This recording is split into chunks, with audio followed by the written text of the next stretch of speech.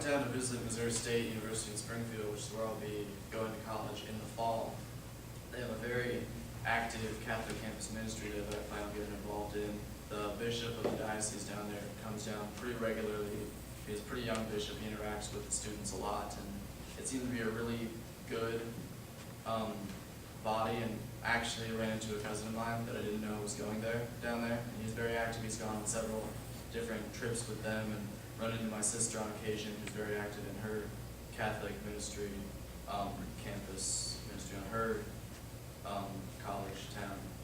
But other than that, I don't know if I'll have any formal involvement other than a lay person and as a member of the ministry down at Missouri State.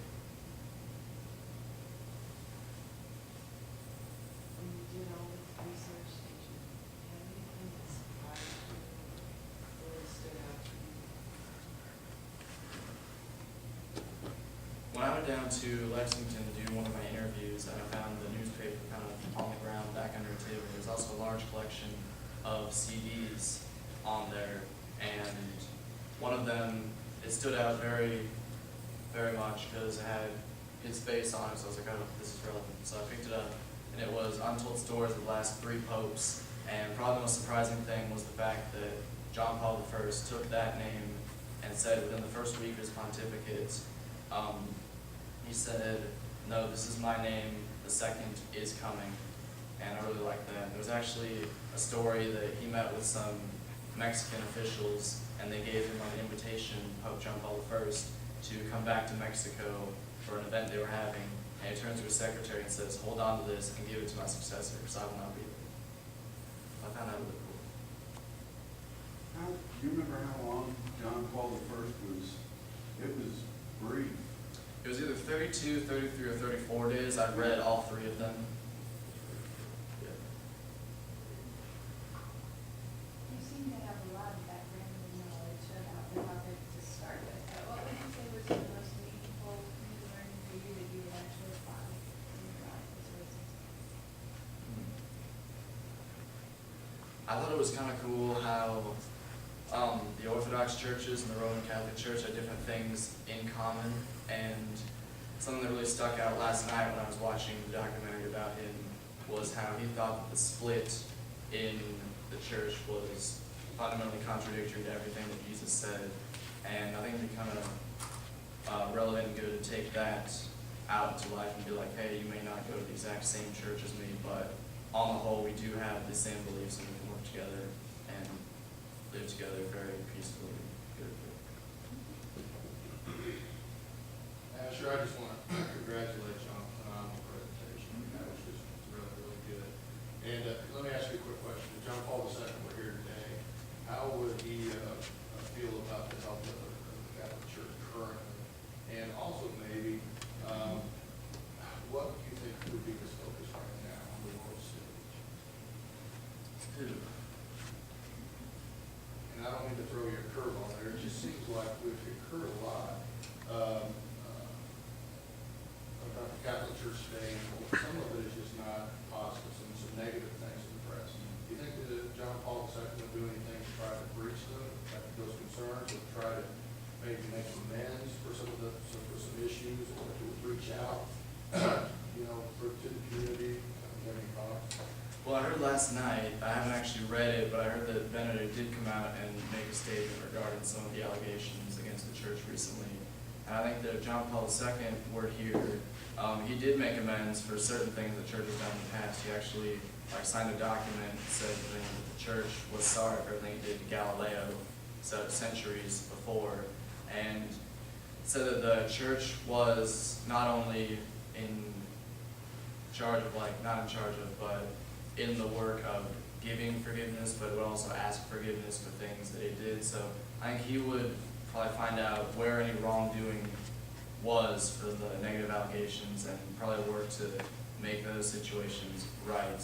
And as far as the health of the church, I think he would say it was probably very healthy, because when you go down from Rome to the lay people, at least a lot of the ones I encounter, are very active and very faithful.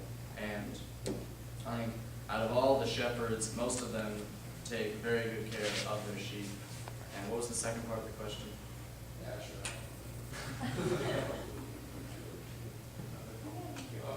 Just the health of the Catholic Church, and then maybe about the world stage. What do you think Pope John Paul II might be focusing on? On the world stage, I remember when he met with President Bush, he voiced his concerns that he wasn't really comfortable with the war in Iraq, to say the least. And I think he would probably view some of the ongoing conflicts in the world, like Israel, Palestine, our involvement in the Middle East, Russia, Georgia, and anywhere else where there are ongoing violent struggles. He'd probably work to end those and probably work to make sure that every human person has their dignity recognized, whether they be full-grown people being taken advantage of economically, or whether they be the unborn, making sure they have the right to actually be born. I think those would probably be two of his main focuses from what I did, make sure that everyone can work together in harmony regardless of the differences.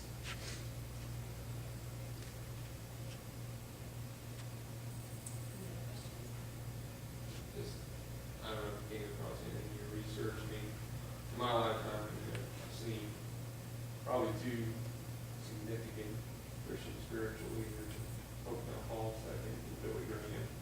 And Billy Graham, still, I hate to say it, to the end of his time, and failing stuff. Did you read anything about who may be considered the next great spiritual leader? Those are world figures, and did you read anything about that, or you got an opinion on it? I actually didn't run across anything of that, but I'd like to, because what I read was his successor, Benedict, is very much the same, but they go about their things very much differently. And he's obviously older than John Paul was when he came into the papacy, so he has a quite different effect. But as far as a next world stage big figure, I didn't run across any, but I'm sure there's one out there, because the minute you said that you came across two figures and he was one of them, I knew you were going to say Billy Graham as the other one. And I don't know if I ran across anybody with quite that status yet, but I'm sure there will be one. Hopefully I'll find out about him sooner rather than later. There you go. Any other questions? Okay, any comments for Ashley and his work? I really like the definition around communities. I've seen a lot of these presentations where people struggled with that and then the application of doing that. So I thought that was great. I thought the other definitions were really good to help people like this Brown. Beyond that, I really thought you did an excellent job speaking and presenting. And I remember you as a freshman and you were great at that point as well, but this was really neat for me to see and you just did an excellent job. I think what struck me, Asher, was a lot of times when I watch presentations, people are very tied to their notes and to the PowerPoint. And I really think you could have gotten up and spoke for as long as you did without any notes. It's obvious you have researched this matter very well. So I was impressed with your ability to do that. Some of the asides that you made means that you're very well versed in this and don't just have a surface understanding of what you were talking about. And the PowerPoint was very professional and thought you did a great job. Thank you. Actually, I'm trying to think about how many we were, we were able to receive that 22nd St. Louis. About 8 years old. Yeah, probably 8 or 7 or 8, yeah.